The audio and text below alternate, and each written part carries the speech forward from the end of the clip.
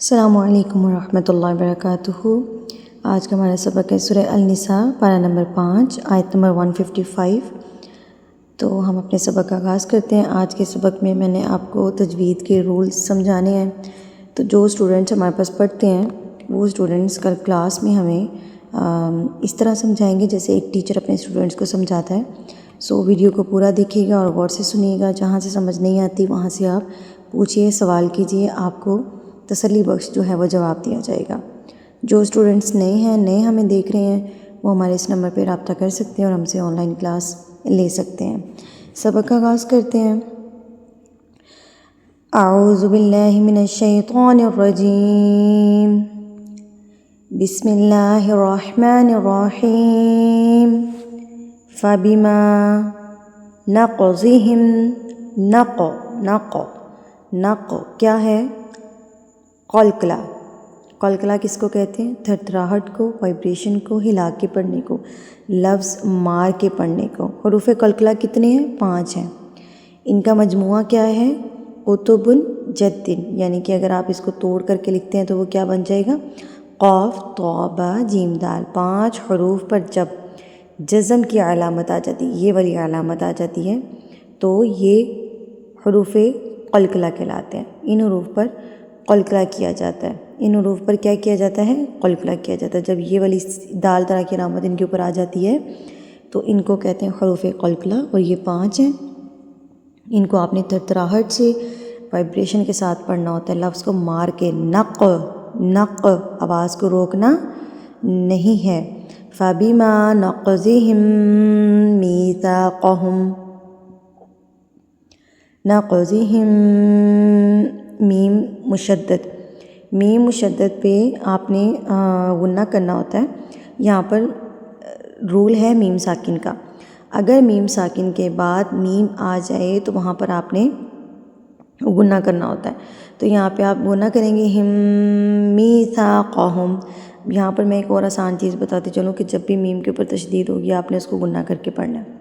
جب بھی آپ کے پاس میم اور نون کے اوپر تشدید ہوگی آپ نے اس کو غنہ کر کے پڑھنا ہے۔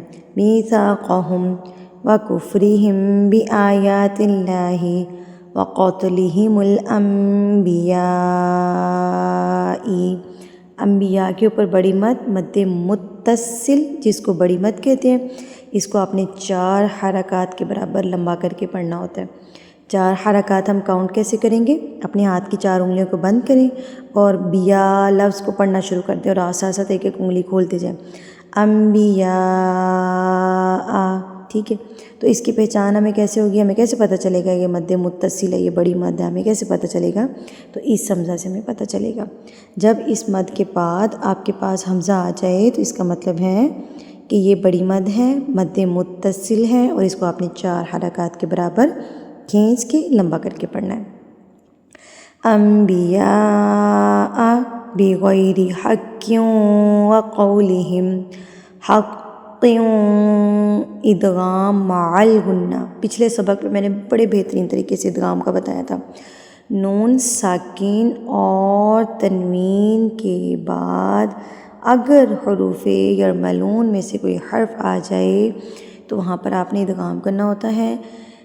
لام اور را کو چھوڑ کے باقی 4 حروف پر غنہ کے ساتھ ادغام کیا جاتا ہے، یعنی کہ غنہ کے ساتھ آپ نے اس کو ملانا ہے۔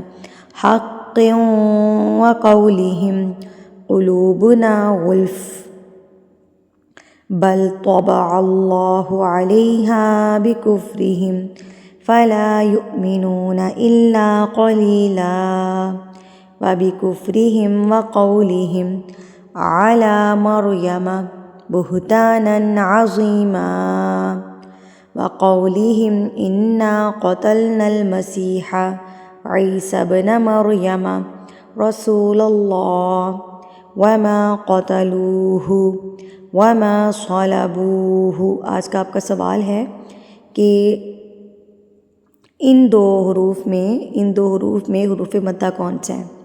ان 2 حروف میں حروف مدہ کتنے آئے ہیں اور کون کون سے آئے ہیں؟ آج کا آپ کا سوال یہ ہے، سب نے کمنٹ سیکشن میں اس کا جواب دینا ہے۔